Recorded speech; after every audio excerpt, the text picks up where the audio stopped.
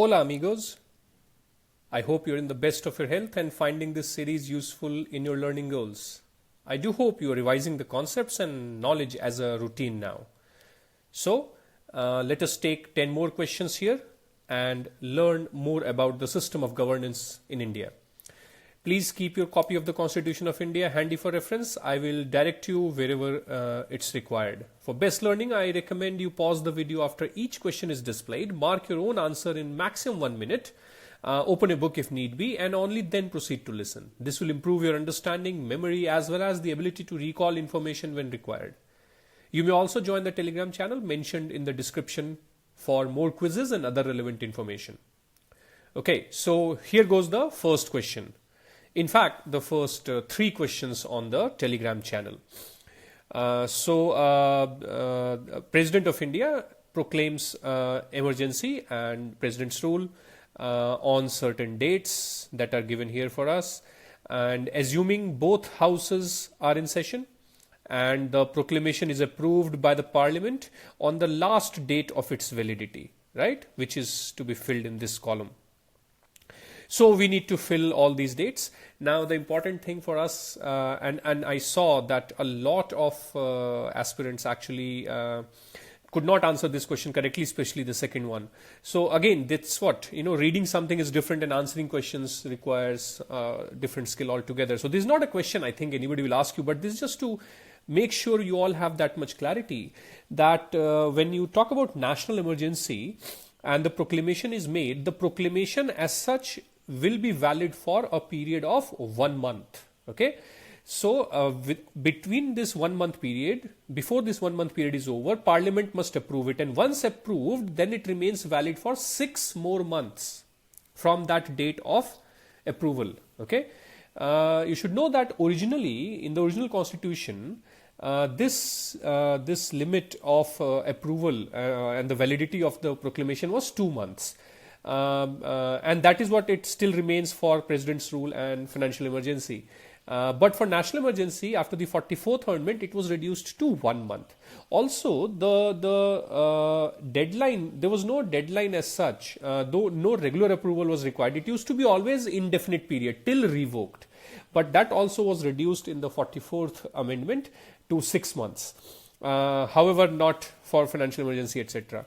So, if you see the President's Rule 356, under 356, if the proclamation is made on a particular date, then the validity of that proclamation without even the approval of Parliament is 2 months. Okay, and then the proclamation remains valid for 6 months from the date of proclamation. So, see, these are two different situations in 352 and 356.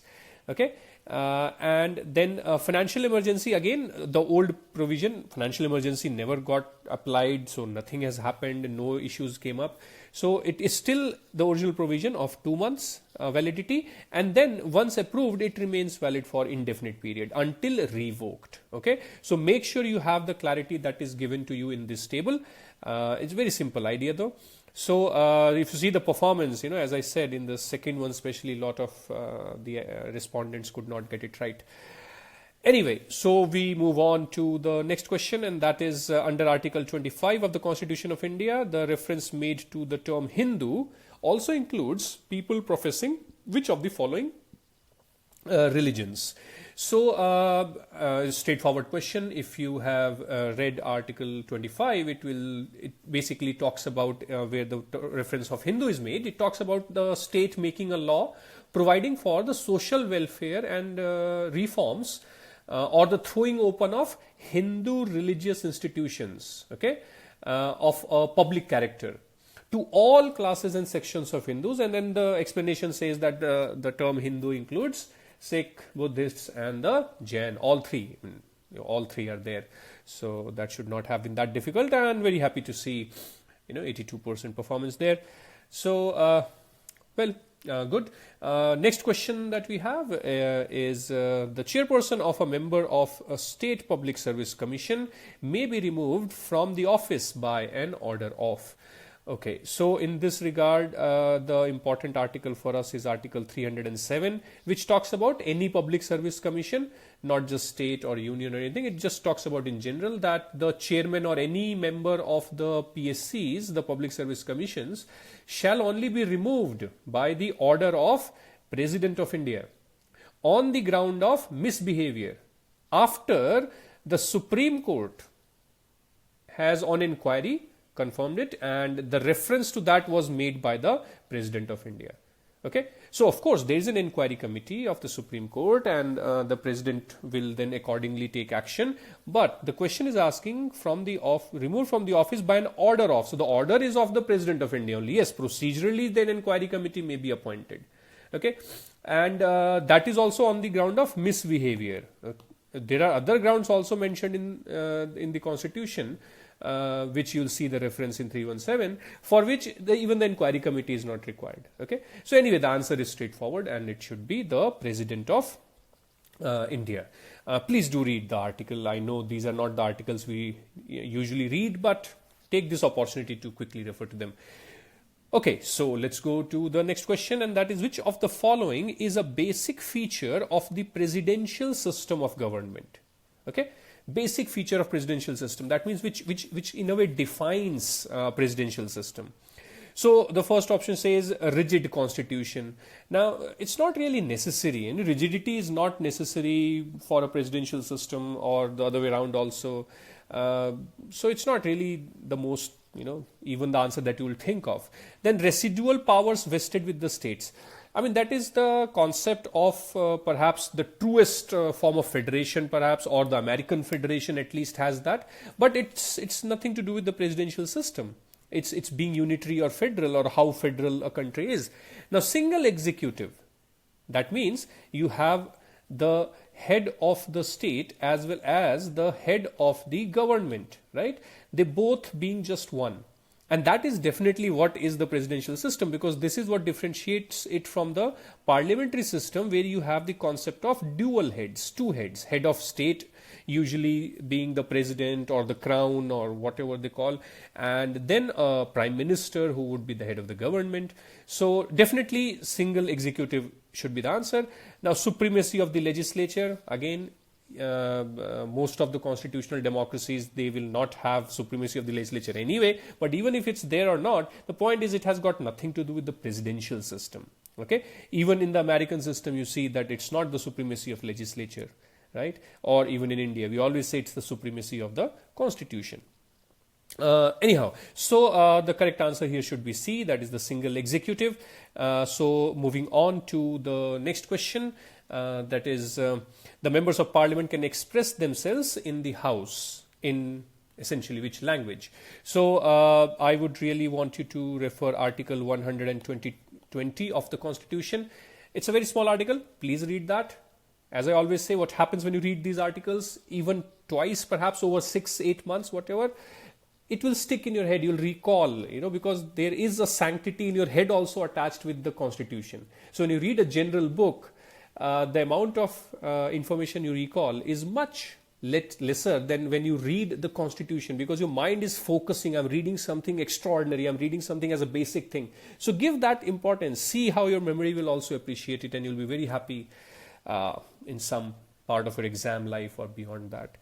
Okay, anyway, so Article 120 will very clearly, it says that the business of the Parliament shall be transacted in Hindi or English, but the presiding officer may permit a member who cannot adequately express themselves in either of these languages to address the House in their mother tongue.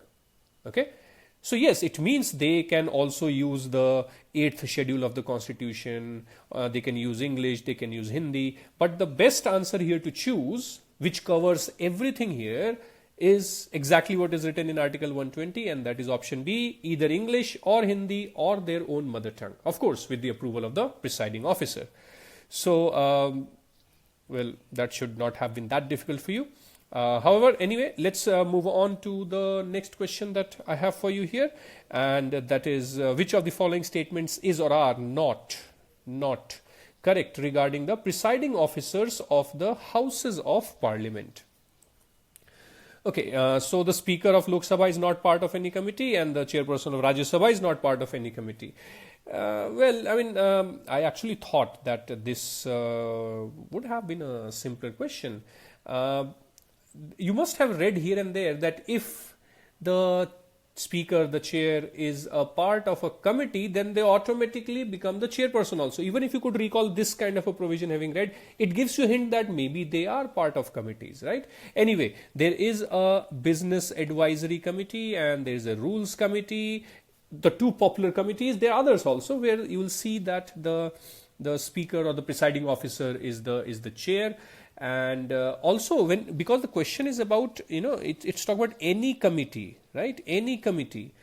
There can always be ad hoc committees also. So speaker may appoint ad hoc committee and be the chair themselves, right? So even a little bit of thinking would have told you that actually both of these are wrong.